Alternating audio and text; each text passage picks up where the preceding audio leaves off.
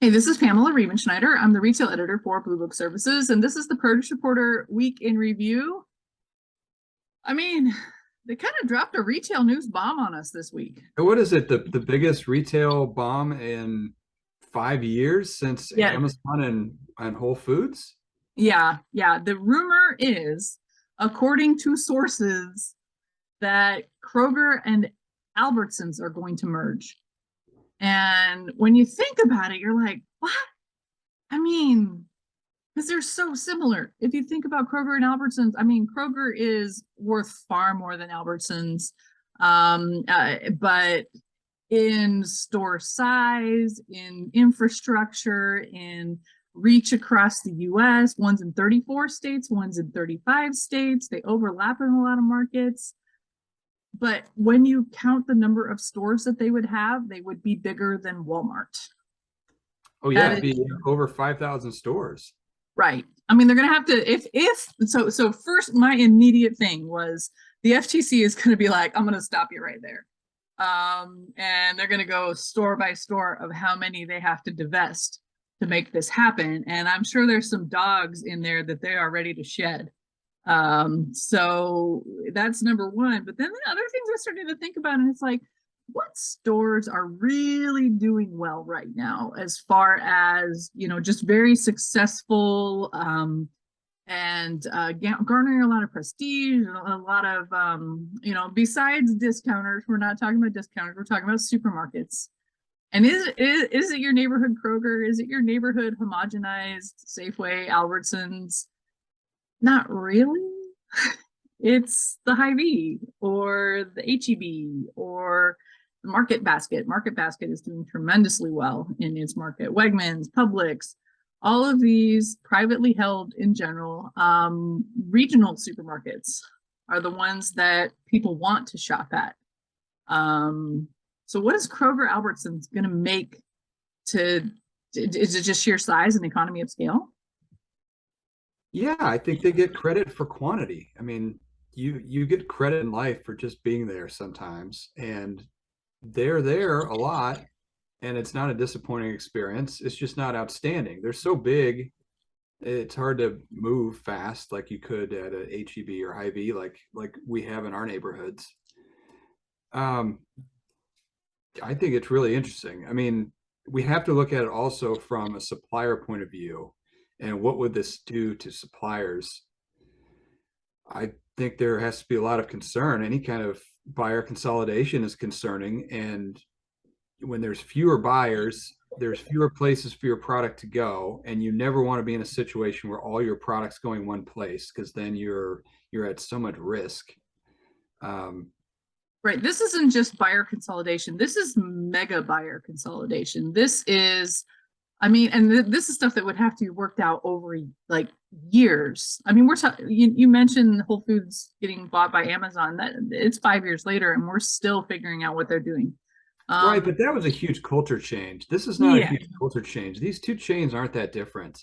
right. And Safeway, Albertsons merged a few years ago, and I mean that was, I mean they've made that relatively smooth. Um, also, this isn't a chain that really dominates very many places, right? Like some of Well, those trendy chains that you talk about are really dominant in a state or a few markets, but these two we're talking about now are big players in lots of markets, but they're not like the only player in any market. right. They aren't the only player in any market, but they could put themselves up against some of these dominant players. I mentioned in some analysis that I wrote about this, just my knee-jerk reaction. And I started to think, and I'm like, they've got Kroger in my neighborhood now. I can get Kroger groceries delivered. And I got all the way through the app and I bailed on it because it cost way more than buying from HEB. And they didn't have half the things I wanted because it was one of their hub and spoke mini distribution centers. And I'm wondering, and I haven't like sat down and like compared notes of where Albertsons is and where Kroger is and where these new hub and spokes are, but were they sent as scouts into markets to establish a Kroger presence? Because when you drive around Austin, there are Kroger billboards everywhere, and there's no Kroger store here. So they're introducing themselves to the market. And then if they buy Albertsons, they've immediately got the least important retailer in our market, which is Randall's. It's owned by Safeway. It's an old Texas banner. Um, I mean, my older son says it's where old people shop. But I go there occasionally when they have a really good deal, when you have to use your card for everything. That it's that kind of store. Um, but if they immediately have access to all of that physical space and all of that real estate, then immediately Kroger is a player in this market. Well, another thing about becoming a player in a market is you have to be better than your competitors at least one thing. And And are they going to be better at delivery? right, maybe that's it. Maybe that's what it, I mean, they have invested as probably more than anyone else in some of the technology when it comes to that. And maybe that's what they're looking at. And that makes sense because you can't just come in and be the new guy and be I'm just like everyone else except not as good or well established. That's not a winning strategy. And listen, Kroger does not have too many losing strategies. Honestly, they are slow and steady wins the race. Although they have invested heavily in that delivery piece and in that e-commerce piece, one could say out of all of the traditional supermarkets, they are far ahead of their competitors. Although the other behemoth out there, Walmart, so few people can beat them. And actually, I see just as many Walmart delivery trucks in Austin, in my area, as I see Kroger trucks, but I never see the HEB home delivery people. Although the Leander store does have that as a capability in the micro fulfillment automated center and all that stuff. I feel like the big name supermarket players that I mentioned are still playing catch up compared to where Kroger is in delivery. So just huge news, really something to watch, but it's something that I feel like is going to be heavily regulated before they would let something like that. They aren't just going to let number 1 and 2 merge without huge divestitures. Huge. So let's move on to the next. Let's move on to Right. inflation. Well, our analysis piece from 210 Analytics does have a piece on online shopping, and it's showing that click and collect is still above home delivery. But and they're not falling off. I mean, it's No, showing no, that and Brick Meets Click also had its monthly report come out this week, and they showed really good growth in delivery. But again, delivery started with a smaller base. Growth rate's going to be higher on a smaller base. It's not the end game for most consumers, I don't think, and it's not the end game for most retailers, but it is still growing.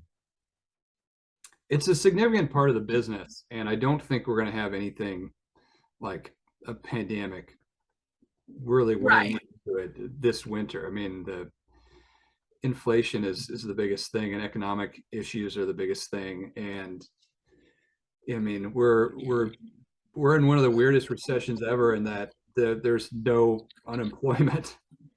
Right. So I Yes. mean, you could start to get to the families that have to work more and needs to save time on grocery shopping. So that's where click and collect and delivery comes in, even though it's maybe slightly more expensive than grocery shopping on your own.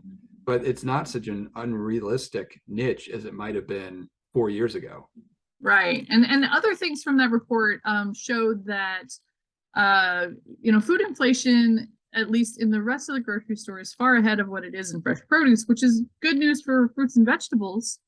But we've also got crop reports that say, oh boy, I mean, I can remember going to Salinas and touring fields, and they point over to a field over there and it's like that virus that, look at this lettuce, we don't know how to stop this. We don't know what we're going to do, but it's going to hit. And Marcon says this week, 30 to 80% of growers' lettuce fields are toast because of the virus that has gone through in lettuce. And that's going to really hit vegetables. Yeah, the timing of it is rough too, because there's no time to make up for it before the crop transitions down to the desert, which is supposed to happen in the next few weeks, usually around November or so. So we're probably looking at 2 to maybe 4 weeks of really tight supplies on lettuce. I think consumers are going to see that in the grocery store, and I think retailers are going to have to explain what's going on. I Yeah. noticed when I picked up lettuce this week, it is noticeably lighter. It's still good Yes. quality, but it's not as dense. It's lighter. It says the pack size is the same, but earlier this summer, the romaines were jammed in there so much after you pulled one out, you couldn't get it back in.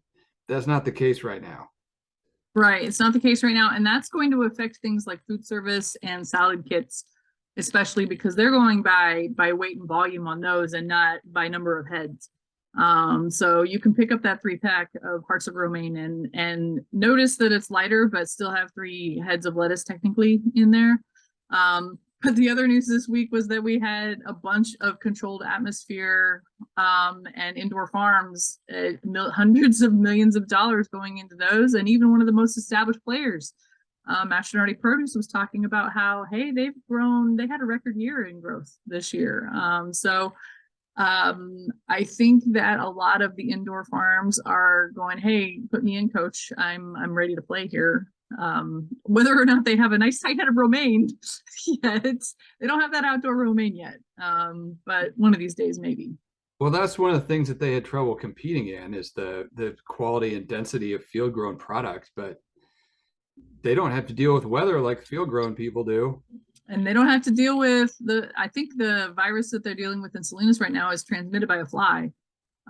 So I think, I mean, don't quote me on that. I think that's what the guy told us in the field. And I could probably look it up, but it's transmitted in a way that they can't really prevent. And so it's a big challenge there. I didn't get that deep into that in my reporting, I have to admit. Not big on insects. All right, we're going to leave it at that. That's it for the Produce Reporter Week in Review. If you are not getting the Produce Reporter newsletter, you need to go to producebluebook.com and sign up. And I heard there's a pumpkin shortage, so if you don't have your pumpkin yet, my prop department has made me one. That's nice. That's a short pumpkin right there. It'll do. I honestly wasn't prepared for watermelon to be out one week and pumpkins to be in the next. We have both. This is Texas. No, Kansas City, it was like Well, I mean, over. Somebody turned off the heat too, didn't they? It was hatefully hot here yesterday. It actually, you know what? You're not prepared for them to switch from watermelons to pumpkins. I'm not prepared for it to be 100 degrees shining on the pumpkin bins. It doesn't seem right to me to be 100 degrees and picking out pumpkins. Well, you don't get snow at Christmas either. No, we don't. In general. 1 year it did. Long time ago.